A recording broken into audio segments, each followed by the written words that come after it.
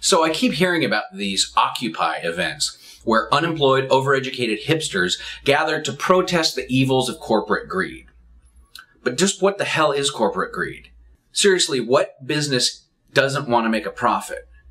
And why would you be out protesting this unless you were unemployed and had absolutely nothing better to do?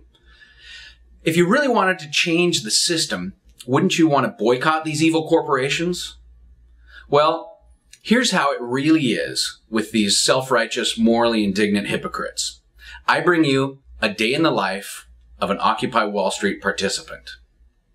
Dakota is a 26-year-old female. She's wearing clothes made by J. Crew and sandals made by Keen. She sends a text message to her friend Marin, who is a 23-year-old male. Dakota uses an iPhone with AT&T Wireless as her provider, and Marin receives the message on a Samsung phone with Verizon Wireless as his provider. Are you going to the event tomorrow? Sure am. Great, let's meet at the Starbucks at 10 Hanover Square and go from there. Be sure to spread the word. Marin lives with his parents because he's been unable to find a job since college.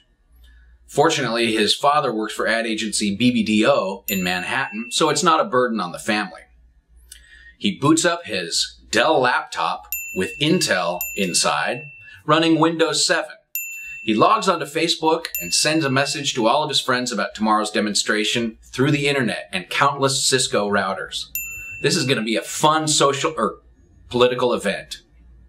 Meanwhile, Dakota is at Kinko's, making signs with provocative anti-corporation proclamations on 3M poster board. She pays for these using a Bank of America Visa and pops in for a Jamba Juice on the way home. The next morning, they meet up and head down to Wall Street. Simon, a 22-year-old college student, joins them. He thought ahead and brought some Coleman camp chairs for them to share. Also, Simon smokes Marlboro Lights. Dakota brought some healthy snacks she purchased at Whole Foods. And it might get chilly that evening, so she brought a coat that she purchased at the Gap.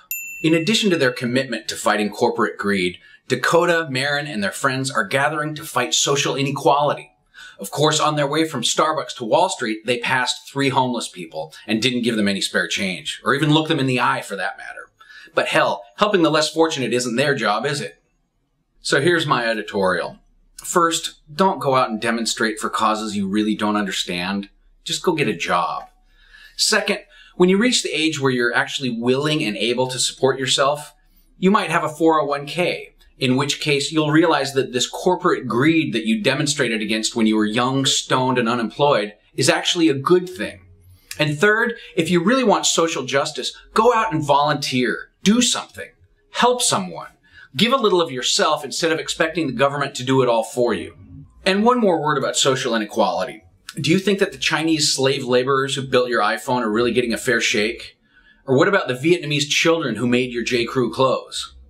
It's your consumerism that's driving the social inequality that you're out protesting. This whole Occupy movement is really kind of dumb. You people will never give up your toys or your conveniences or even make the slightest modifications in your lifestyle in the name of social justice or ending corporate greed. You're naive enough to think that yelling and holding up signs is actually going to make a difference. The 90%ers out there, those of us who have jobs, are laughing at you. And by the way, I've seen footage of the locations after your demonstrations. On top of everything, you're all a bunch of fucking litter bugs. Thank you.